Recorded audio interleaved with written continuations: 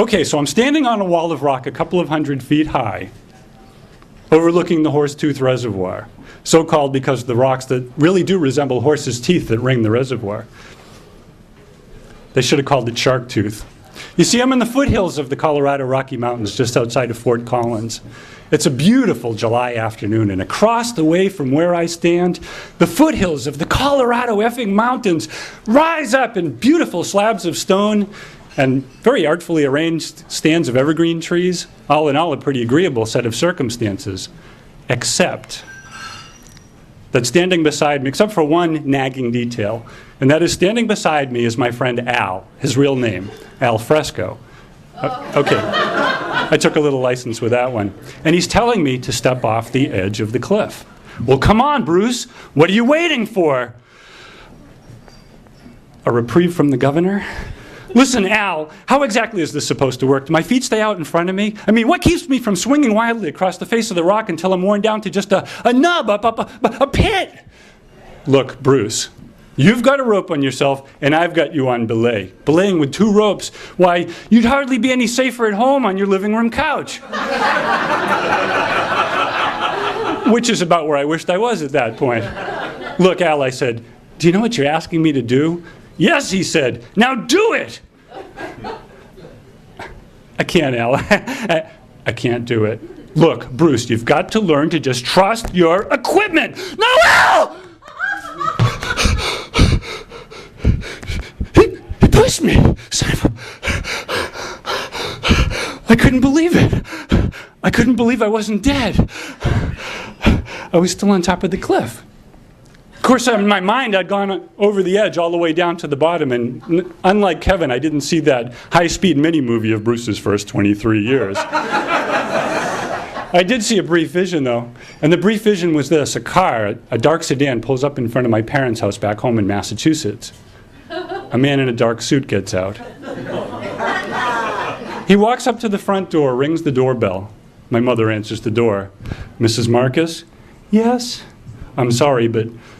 he says, handing her a reddened kerchief, but this is as much of your son as we were able to wipe up off of those rocks that really do resemble horses' teeth that ring the reservoir. Well, what had happened was this. Al had taken all the slack out of his belay line so that when he braked it across his body and pushed me, I reached the end of my rope, literally, and just, or to be more accurate, the end of his, in just one step. But that one step had taken me right to the very edge of the cliff and nearly caused a laundry-inducing moment. Al, I told him, you shouldn't have just done that. And then I realized maybe it wasn't such a bad idea. Because now I understood what the tension in the line felt like. And as quickly as an infant changes emotions, I backed myself up to the edge of the cliff, took all the slack out of my line, looked Al in the eye, and I said, on belay. Al said, okay, now we're getting somewhere. Okay, belay on. Ready to rappel, I said, I think. Rappel away, Al said. Rappelling, I said. And leaning against my line, I took the first step off the edge of the cliff. My foot was now on the face of the cliff. I was leaning back against the rope. And it was okay. So I took the other step. And that was okay, too. So I took several more steps, letting out line as I went. And as I did, I saw Al recede beyond the lip of the cliff. And now I was on the side of the wall. I looked around and, oh, the view was incredible. Well, true, it's the same one I had up top, if anything. If anything, I was several feet lower. But now I was looking at the world. I was looking at the world now from the side of a cliff, a place only a bird could reach, only a spider or a fly could get to, cling to. Well, I took a few more steps, and then I took a few tentative steps off to one side, and then kind of scooted over to the other. Back in the center, I bent my knees, pushed off the cliff, and when I was in midair, let out several feet of line, swung back in against my feet again. I didn't have to worry. Oh, man! I walked, I rocked out, I danced my way down that wall of rock. And then all too soon, I reached the bottom, and it was over. And then Al's voice, hey, what happened down there? I felt the line go slack. Oh, sorry, Al, yeah, And we went through the belay off belay routine. And I thought, oh, that was great, man. And I did it. I did it. And then I had another thought.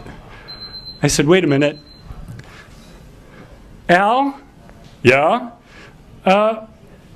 What now? What now, he said. Well, the car's up here. If you ever want to see your family and kids again, you're going to have to climb back up. And I thought, oh man, another nagging detail.